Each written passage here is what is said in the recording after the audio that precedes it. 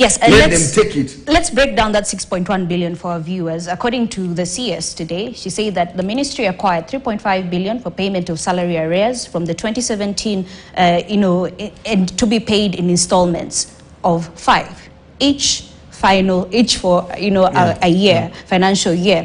2.4 billion received for payment of internship. Offer of 70K is still available, but that it will be lapsing in June. She equally said 200 million shillings for payment of postgraduate arrears wired directly to the university. She said that was done today. And the council will also move to court and file the status report. Apart from that, of course, there's the issue of the 2 billion that they said will be paid for Linda Mama facilities, 1 billion paid to faith-based facilities, 1.5 paid to government facilities, 2 billion paid to private facilities. These, as she said, that they should check this amount either this evening or tomorrow. The money has already been wired. Thank you. Thank you so much for breaking that down.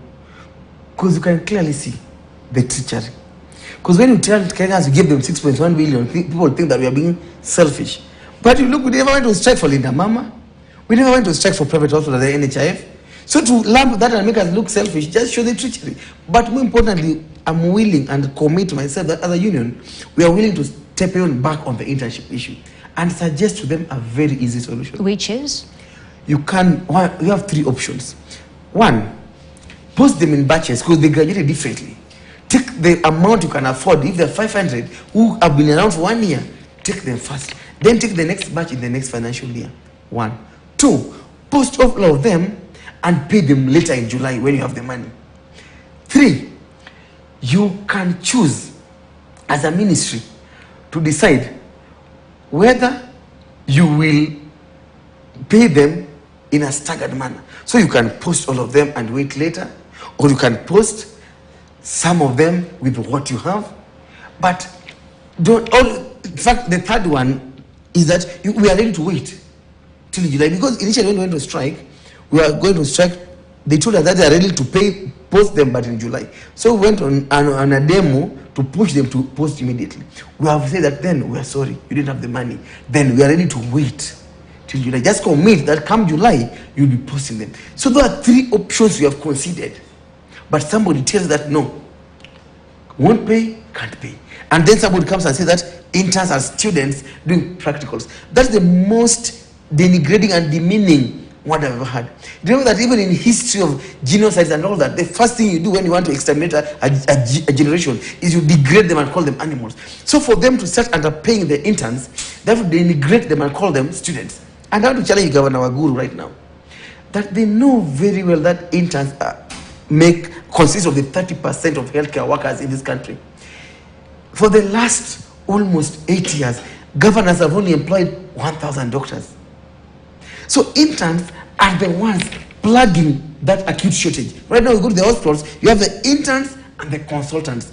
No medical officers, no dental officers, no pharmacists, because they are not employed. So for them to speak so lowly of the people who plug that inadequacies and incompetencies is heartbreaking. And my interns have sent me here to tell them that, look, practicals we finish in 3rd year, 4th year, 5th year, and 6th year. Our internship is not and students on practical. But more importantly, the Parliamentary Service Commission clearly states who an intern is. Because I've seen guys say that we have plumbing interns, the Ministry of Water earning 25,000, what engineers interns earning what. But we tell them, look here, the same PAC puts a clear guideline that for medical interns, they're different. Because of that, pay them as per the SRC. The CBA is clear on that. The internship policy is clear on that. All these things, and the Cap 253 of KMPDC Act clearly says who an intern is, an employee in supervision. And this is called medical officer 2.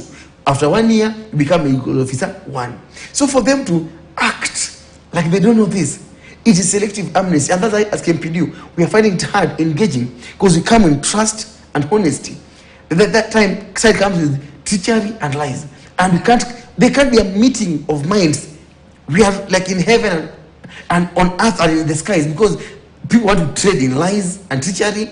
We come in honesty. And that's why KMPD said that we are not going to engage in any further talks until this issue of internship is solved. Because you can't stay up to 4 a.m. discussing everything else, then somebody comes with their own document and lies about everything else. Okay, so since you're fighting for the vulnerable, are you willing to forgo the 3.5